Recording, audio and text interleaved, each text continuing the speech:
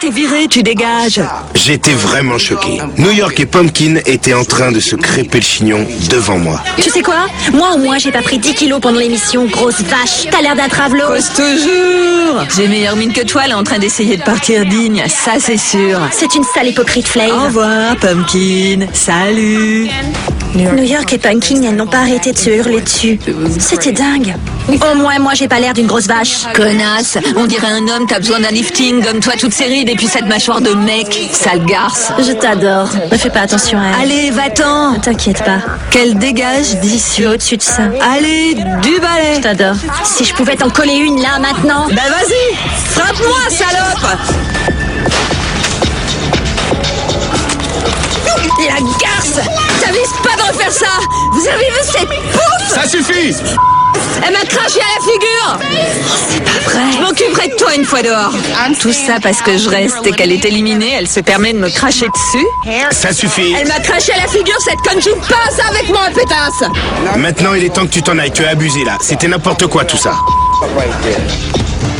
Je veux partir d'ici. C'est du délire. On ne crache pas à la figure des gens comme ça. Je ne suis pas quelqu'un d'hypocrite. Cette fille, je lui ai craché dessus parce qu'elle est vraiment fausse. Il essaye de lui trouver des excuses. J'arrive même plus à parler. J'ai du mal à respirer.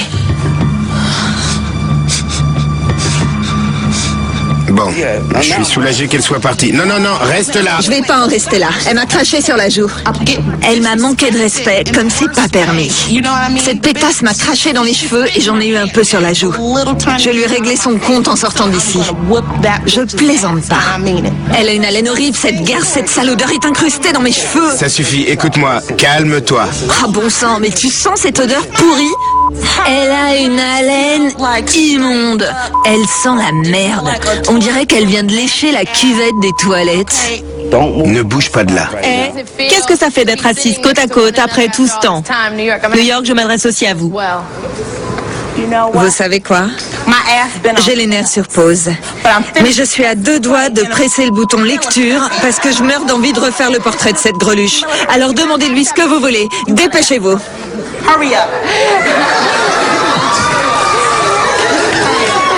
Ça vous fait quoi d'être assise à côté d'elle après tout ce temps? En fait, j'en ai absolument rien à faire parce que mes amis sont avec moi. Et vous savez quoi? Je suis vraiment contente qu'ils puissent voir qui elle est vraiment. Elle qui dit qu'on est une bande de pétasses stupides. Regardez donc son petit jeu. C'est bien pour ça que t'es parti avant moi. C'est pour ça que t'as dégagé avant moi. Lala, vous avez d'autres questions à me poser? Pas pour l'instant. Laissez-moi dire une chose. Laissez-moi. Non, laissez-moi parler. Vous avez parlé à mon tour. Vous savez quoi? Attendez une minute. Je ne vais pas cracher parce que j'ai plus de classe que toi. Bien. Je vais pas te cracher à la gueule.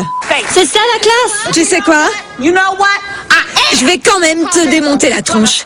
Je vais te démonter la tronche. Je vais te refaire le portrait. Tout ça parce que tu m'as craché dessus, espèce de connasse.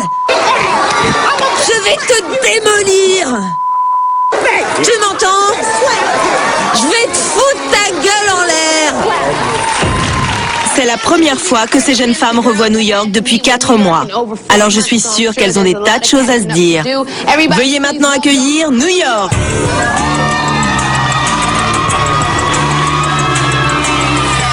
Salut. Comment ça va?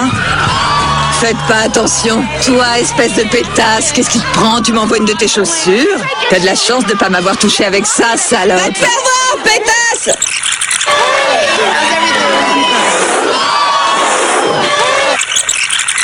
Tu te crois où? T'es insignifiante. T'oublies que t'es partie parce que moi je restais.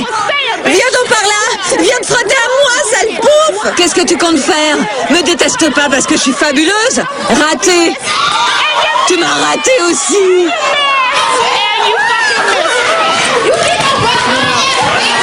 Elle va pas nous emmerder longtemps.